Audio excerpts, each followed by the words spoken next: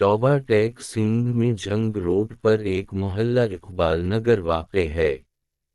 उसी मोहल्ले में राना इकरार रहते थे। शहर से लगी हुई राना इकरार की ज़रख़ेज़ ज़मीन थी। राना इकरार ने अलिफ सिन क़ता पर बोरिंग कर रखी थी। साथ ही अमरूद, आनूला, लीमू जैसे फलदार दरख्त भी लगा रखे थे। बाकी की जो खाली ज़मीन थी इस पर वो मौसमी सब्जियों की पैदावार करते थे।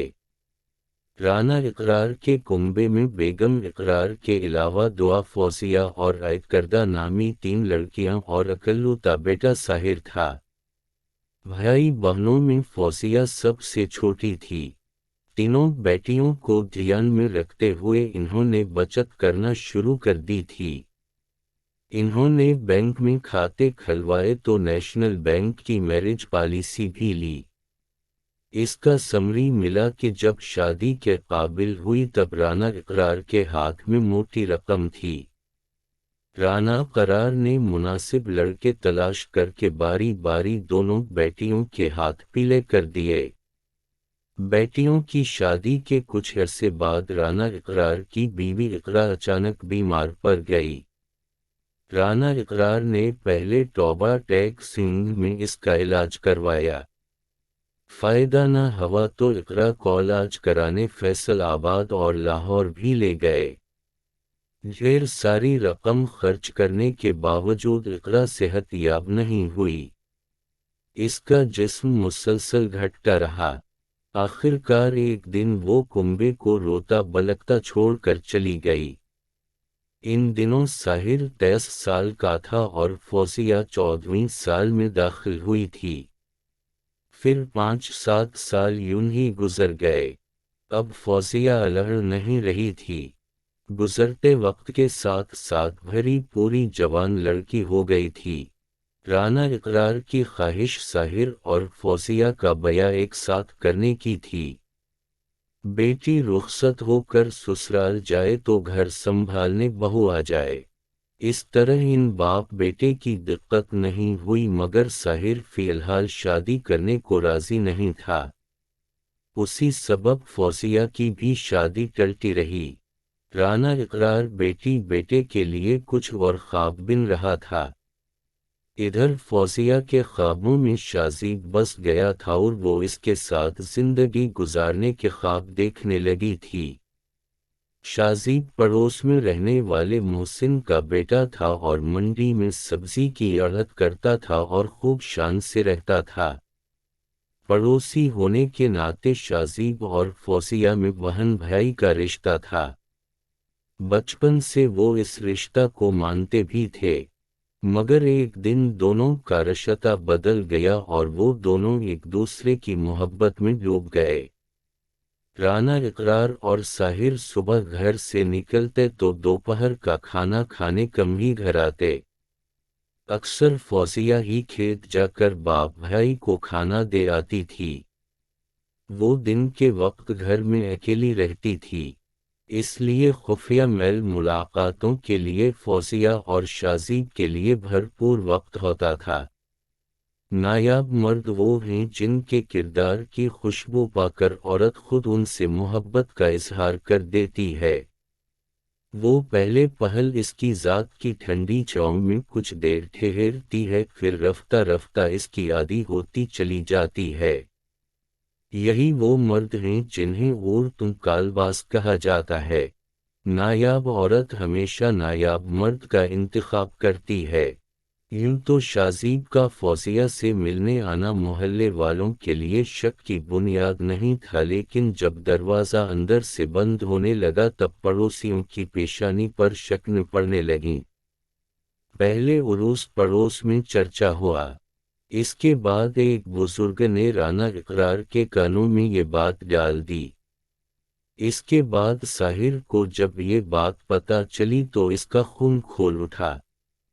वो उसी वक्त शाजीब की चमड़ी अधेड़ देना चाहता था, मगर राना इकरार ने दुनियादारी समझा कर उसे रोक लिया। बेटा, जोश से नहीं होश से काम लो, उसने बेटे को समझाते हुए कहा। مار پیٹ کرو گے تو ہنگامہ ہوگا اور ایسا ہونے پر بدنام ہماری فوزیہ ہوگی۔ تم چپ رہو، میں فوزیہ سے بات کروں گا۔ ساحر خون کے گھونٹ پی کر رہ گیا۔ اسی شام کو رانا اقرار نے فوزیہ سے اس کے اور شازیب کے سلسلے میں بات کی تو وہ صاف مکر گئی۔ فوزیہ شازیب سے پیار تو کرتی تھی مگر گھر والوں کا لحاظ بھی تھا، اس لیے اس دن کے بعد وہ محبوب سے میل ملاقات میں احتیاط برتنے لگی۔ نفس وہ بھوکا کتا ہے جو انسان سے غلط کام کروانے کے لیے اس وقت تک بھونکتا رہتا ہے جب تک وہ غلط کام کروا نہ لے، اور جب انسان وہ کام کر لیتا ہے تو یہ کتا سو جاتا ہے لیکن سونے سے پہلے ضمیر کو جگا دیتا ہے۔ دوسری طرف ساحر کو فوزیہ کے بیان پر یقین نہیں آیا تھا۔ پیداوار فروخت کرنے وہ منڈی جاتا ہی تھا، اس لیے اس نے شازیب پر نظر رکھنا شروع کر دی۔ اسی دوران ساحر نے نوٹ کیا کہ شازیب پہلے کسی سے فون پر خفیہ طور پر بات کرتا ہے، پھر منڈی چلا جاتا ہے۔ روز دوپہر کو یہی ہوتا تھا۔ ساحر کو یقین ہو گیا کہ وہ کہیں اور نہیں اس کی بہن سے ملنے جاتا ہے۔ اندھی محبت ہو یا اندھا اعتبار، دونوں مل کر انسان کو گہری کھائی میں گرا دیتے ہیں۔ ایک دن ساحر منڈی سے ہی شازیب کے پیچھے لگ گیا۔ شازیب کا تعاقب کرتے ہوئے وہ محلے تک آ گیا۔ شازیب نے پہلے چاروں طرف کا جائزہ لیا، اس کے بعد مطمئن ہو کر کھلے دروازے سے گھر میں داخل ہو گیا۔ اس کے بعد فوزیہ دروازے پر نمودار ہوئی۔ اس نے طرف کا جائزہ لیا، جب کہیں نظر نہیں آیا تو اس نے دروازے اندر سے بند کر لیا۔ ساحر شازیب کو اپنی بہن کی عزت سے کھیلنے کا وقت نہیں دینا چاہتا تھا، اس لیے وہ فوراً دروازے پر جا پہنچا اور زور زور سے کنڈی پیٹنا شروع کر دی۔ کچھ منٹ تو لگا مگر فوزیہ نے بدحوسی کے عالم میں دروازہ کھول دیا۔ ساحر نے اسے خوب پیٹا، اس کے بعد فون کر کے باپ کو بلا لیا۔ رانا اقرار گھر آیا تو اس نے بیٹی پر ہاتھ نہیں اٹھایا مگر سنجیدگی سے بولا، بیٹی میں تم پر اعتبار کرتا تھا کہ یہ خوب صلہ دیا ہے تم نے میرے اعتماد اور یقین کا۔ تمہاری کرنی سے آج میری عمر 10 سال کم ہو گئی۔ اس کے بعد وہ بھی دونوں ہاتھوں سے منہ چھپا کر رونے لگا۔ باپ کے آنسوؤں نے وہ کام کیا جو دنیا کی دوسری کو طاقت نہیں کر سکتی تھی۔ کنبے کی آبرو برقرار رکھنے کے لیے فوزیہ نے لمحے بھر میں شازیب کو بھول جانے کا فیصلہ کر لیا۔ اسی عہد کے ساتھ وہ باپ سے لپٹ گئی اور پھوٹ پھوٹ کر رونے لگی۔ مجھے معاف کر دو ابا، اس نے باپ سے عہد کرتے ہوئے کہا۔ وعدہ کرتی ہوں آئندہ کبھی شازیب سے تعلق نہیں رکھوں گی۔ ایک انسان مر جائے تو صبر آ جاتا ہے مگر جب ایک زندہ انسان آپ کے لیے مر جائے تو کبھی صبر نہیں آتا۔ رانا اقرار اور ساحر کو احساس ہوا کہ حقیقت میں وہ پچھتاوے کے آنسو بہا رہی ہے، تو ان لوگوں نے سچے دل سے فوزیہ کو معاف کر دیا۔ فوزیہ نے بھی جو وعدہ کیا تھا اس پر قائم رہی۔ اس نے شازیب سے ملنا اور فون پر بات کرنا یہاں تک کہ اس کی شکل تک دیکھنا بند کر دیا۔ فوزیہ کی بے وفائی اور بے رخی سے شازیب طرف اٹھا۔ وہ فوزیہ کو دل کی گہرائیوں سے چاہتا تھا اور شادی کر کے زندگی گزارنے کا ارادہ رکھتا تھا۔ اس نے فوزیہ کے بدلے ہوئے رویے کو پھر سے پہلے جیسا بنانے کے لیے ہر ممکن کوشش کی مگر ساری کوششیں رائیاں گئیں۔ ادھر رانا اقرار نے فوزیہ کے لیے قابل رشتے کی تلاش شروع کر دی۔ ان کی یہ کوشش جلد رنگ لائی اور سمندر یہ گاؤں کے دلدار کا بیٹا عرفان ان کے دل کو بھا گیا تو رشتہ بھی طے ہو گیا۔ شادی کی تاریخ 18 مئی 2015 حمزہ بھی طے ہو گئی۔ اس دن سے ہی بارات کے استقبال کی تیاریاں شروع کر دی گئیں۔ گھر کے سامنے میدان میں پنڈال لگایا گیا، سٹیج بنا، میز کرسیاں لگائی گئیں۔ حلوائی بھی پکوان بنانے آ گئے۔ رانا اقرار اور ساحر سب کے پاس جا جا کر تیاریوں کی نگرانی کر رہے تھے۔ شام کا دھند لکا پھیلتے ہی بارات کے استقبال کی تیاریاں مکمل ہو گئیں۔ ریسٹ ہاؤس سے پل پل کی خبر گھر پہنچ رہی تھی۔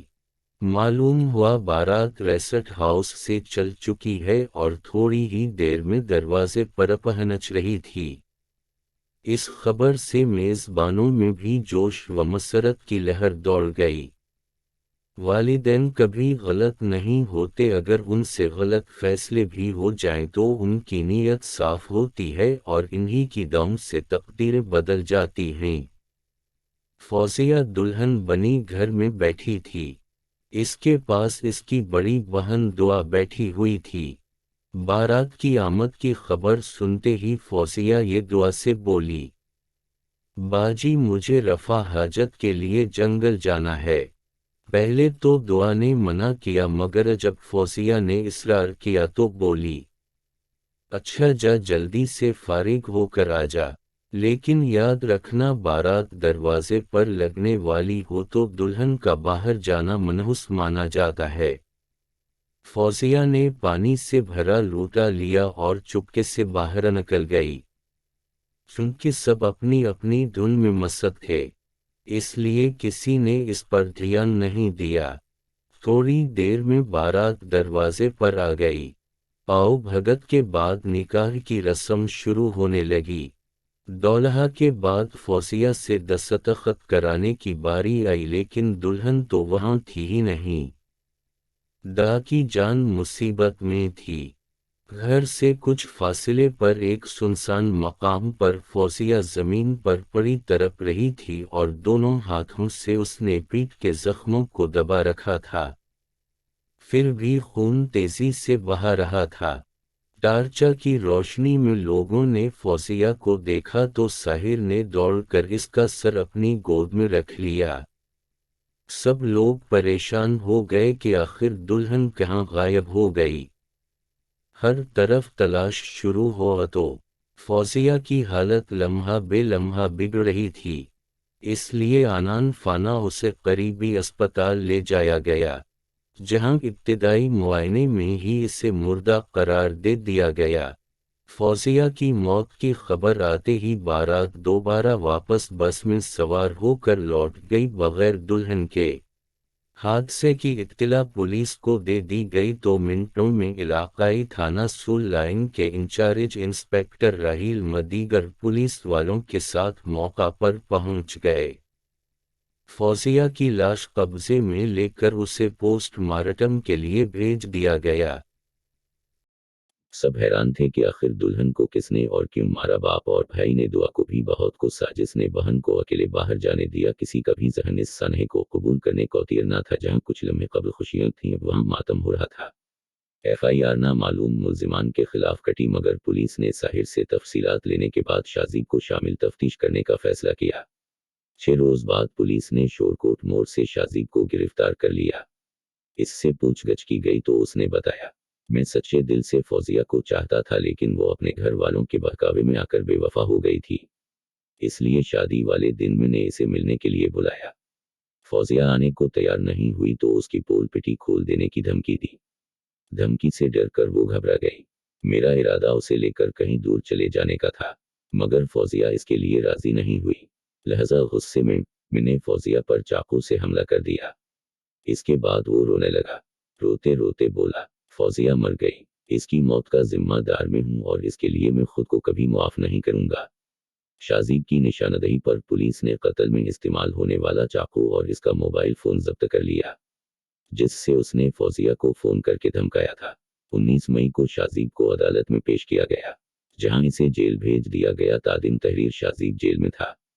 یوں محبت کی کہانی جرم کی داستان بن گئی۔